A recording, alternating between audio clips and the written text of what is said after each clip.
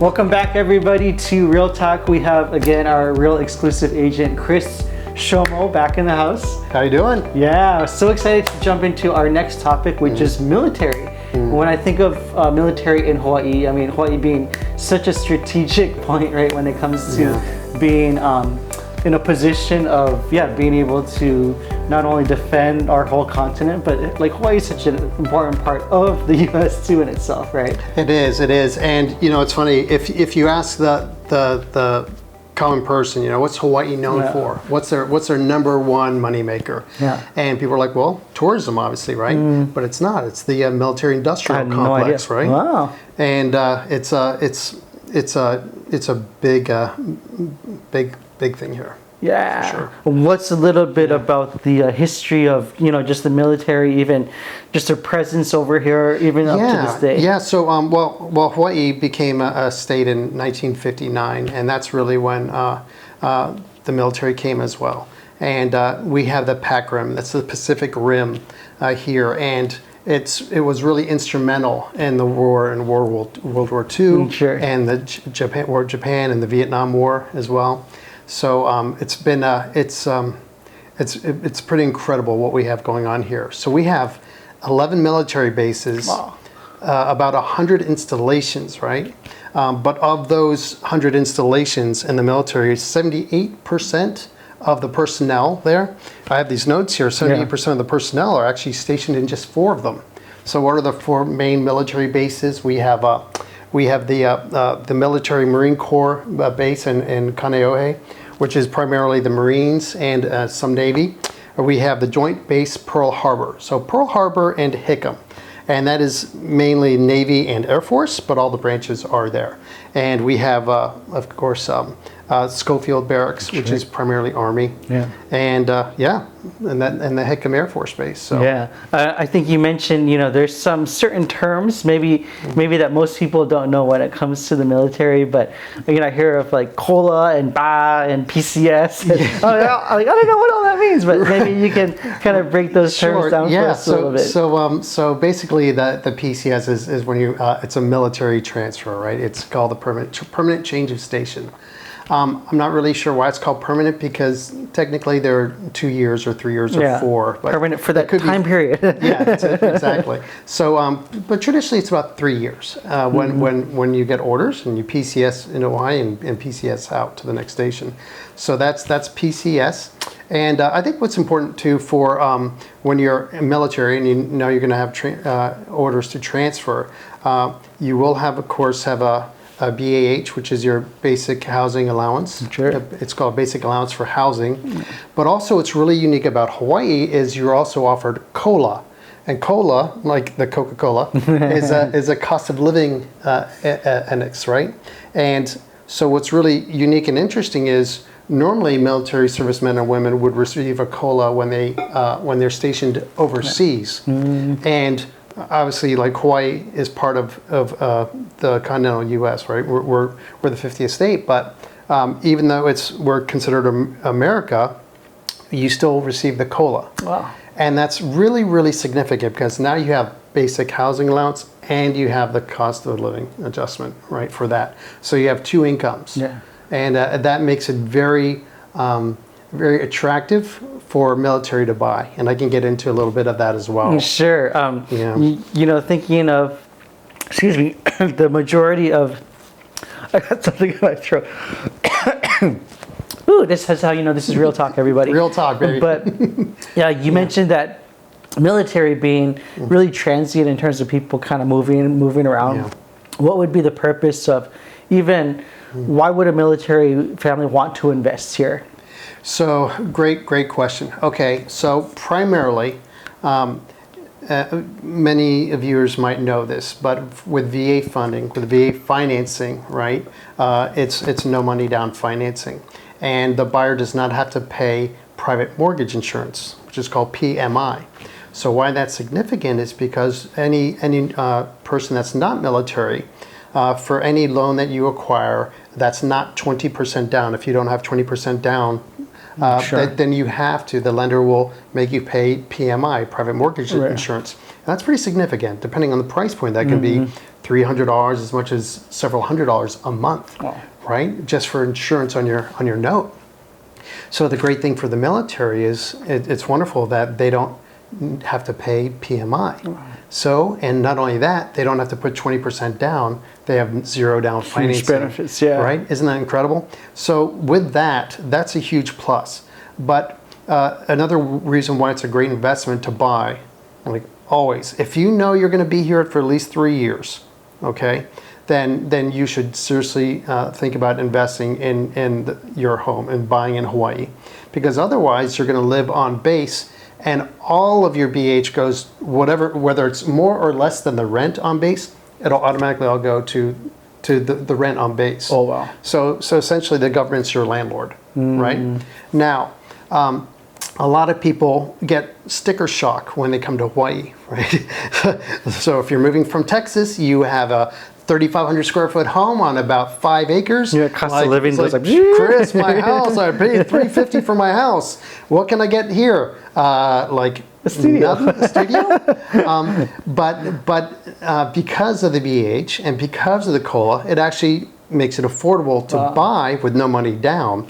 But you want to look at it as it's an investment. It's just strictly an investment. Getting a house is really just a vehicle for you to park money. And historically, Hawaii has always had, over the course of 40 years, right, there's always a 4% on average, 4% increase in home value. Now, obviously, we've seen 25%, 30% in some neighborhoods in the past year or two, right? It's been kind of crazy in a good way, when you're buying a home, right? But just keep that in mind, because if you parked all that money or whatever money you have in a bank, you're not making any money at all on the bank, right? And no investments are really going to be making more than 4% return. Yeah, I mean, right? It seems like the obvious choice, right? To take advantage of all these incentives. It is an obvious choice, but it's also kind of like a scary choice, right? Because a lot of people, if you're not familiar with Hawaii and the Hawaii market, they may be very reserved and like, well, I just can't see paying $600,000 on a condo, or $1 million on a house, or whatever it is, right? Because they're like, well, it doesn't make sense to us. It's like, well, just knowing that as long as you can afford the monthly payments with both your BH and your COLA, you never want to be basically house rich and cash poor, right? You just buy within your means. This isn't your forever home. A lot of times I'll share with my clients, so you're not buying your forever home where you're going to live and grow up in a family for 20 years. If you're just stationed here, it's just a numbers game. It's just an investment. So knowing that, if they needed, say, like 2,000 square feet, it's like, well, think about just buying a 1,200 square foot home or something like that, because again, it's just your whole goal is just to be comfortable and enjoy where you live, and at the end of it, you're going to be making a lot of money when it's time to sell. Yeah, sounds like a win-win situation, right? I mean, do most families end up keeping their homes, or do most of them just end up selling? Great question too. Yeah, so it's a mix of both. Okay. I try to urge my clients to keep your home. Keep the house. Have a vacation home when you have a vacation, right? Keep the house. I was like, and that's usually what I try to share with my homeowners. Like, hey, if you can manage it, keep the home and sell it. Sell it later down the road, but just keep it as a rental now. And so most of the homes in, like on the leeward side, for example, in Neva Beach and Kapolei, they have HOA dues. There's association dues, like maintenance fees, right? And they can cost anywhere from $100 a month to, like say, $350 a month for a single family home.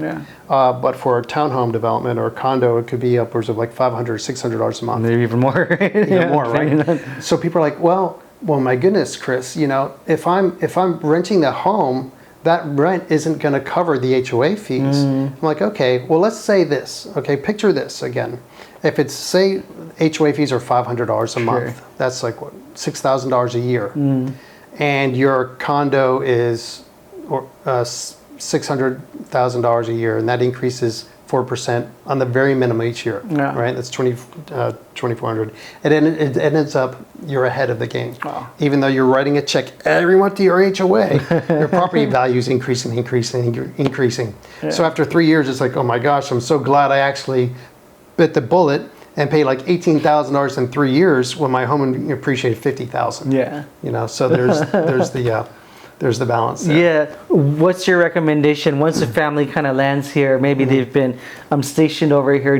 Would you recommend that, hey, they get into something immediately, or would you want them to kind of get a feel of maybe like the culture, the land, the ways of how like things are done here? Yeah. What makes the most sense? Well, what's interesting is that most of the research are done by people too in advance. It's online. They start checking. So they're out already properties. looking. They've already been looking for a few months, and they're talking to their friends, and they're looking at focus groups, and of course, Facebook is a great spot for military groups where they just communicate back and forth.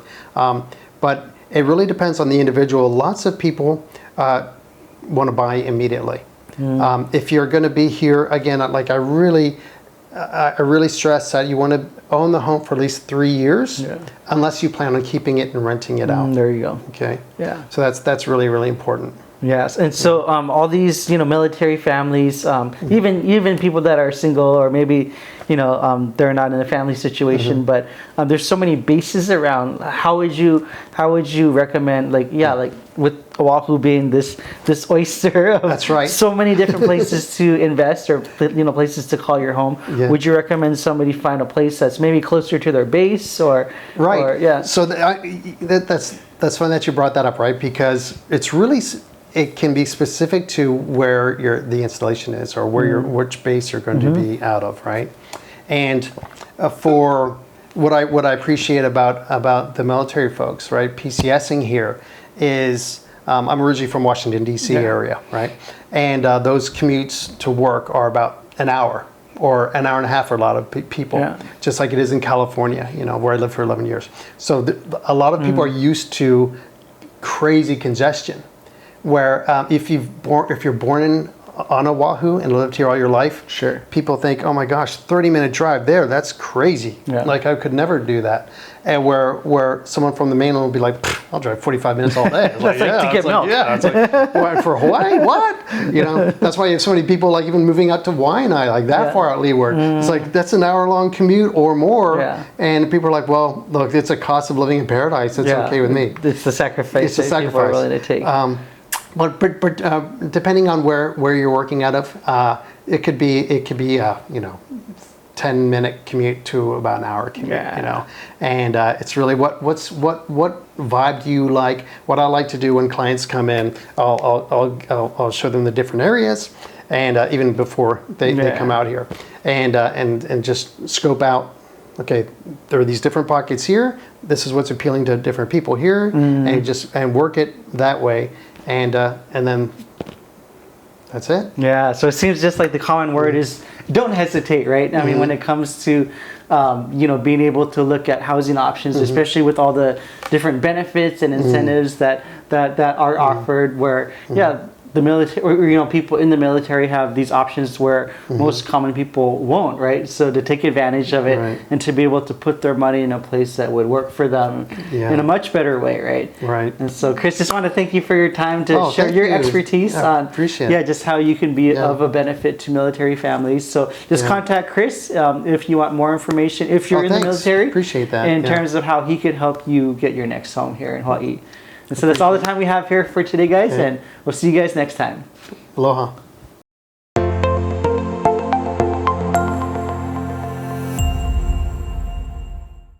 Mahalo, everybody, for tuning in to this episode of Real Talk. Hungry for more?